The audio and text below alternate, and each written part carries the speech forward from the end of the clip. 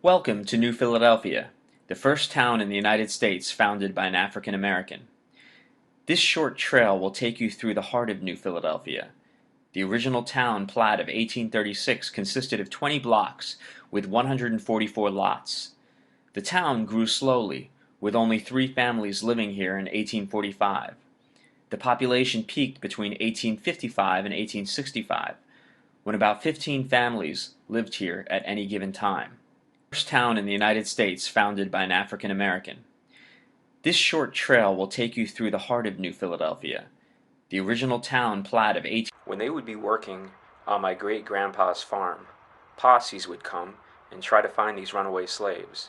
My mom had this great big collie dog, and they had it in their yard, fenced in. If these blacks would be there working for the great-grandparents, that dog would start barking at those posses coming up this little dirt lane to their house. If some of them were working out in the fields, they would take off and run to the creek. Then my grandparents would let a chicken out, and that dog would kill the chicken. So when the bounty hunters got there, that's what they thought was all the commotion.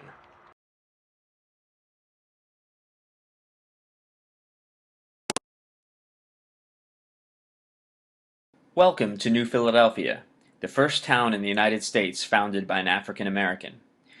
This short trail will take you through the heart of New Philadelphia. The original town plat of 1836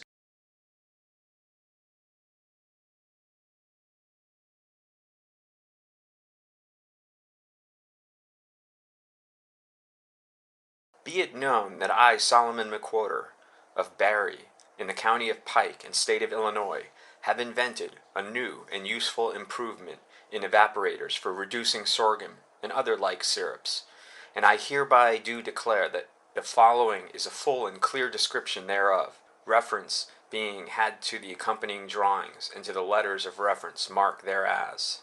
This invention relates to the combination of a steam boiler and evaporating pan without any danger of scorching the syrup.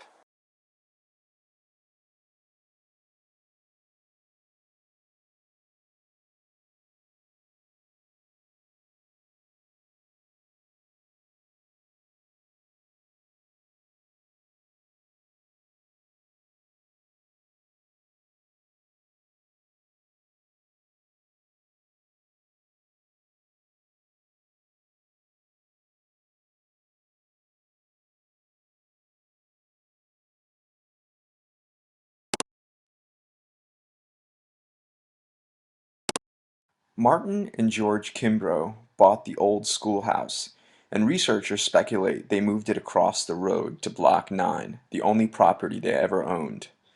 Originally named Martin Van Buren and George Washington, the brothers were born in Missouri, enslaved to the Kimbrough family. During the Civil War, they joined the 5th Heavy Artillery Regiment of U.S. colored troops. After the war, they came to Pike County, where they took the surname of their former owner and made their living as farm laborers. They are buried in the McWhorter Cemetery.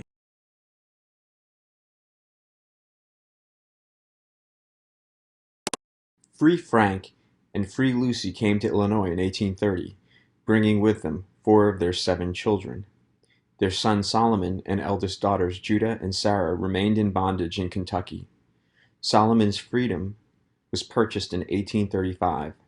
Free Frank platted New Philadelphia the following year in hopes that the sale of lots would fund the purchase of his daughter's freedom. By this time, Judah and Sarah had children of their own, and they too lived in slavery.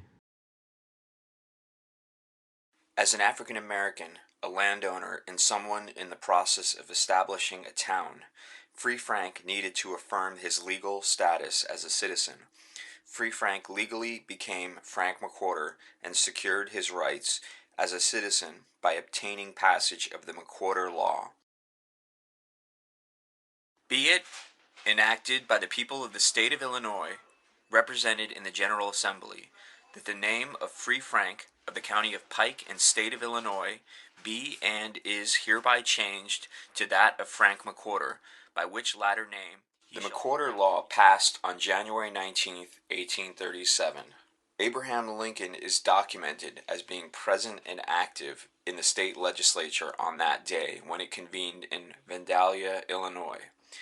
This is the only existing documentation of Frank and Abe crossing paths, but in that sparsely populated central Illinois of the early to mid 1800s, it is quite likely that they at least knew of.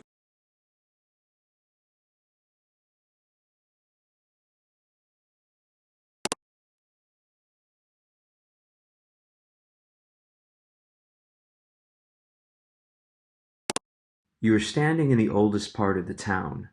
To the west was the home and workshop of Spalding Burdick, one of the first residents. He was a shoemaker from Rhode Island, who lived here with his second wife, and had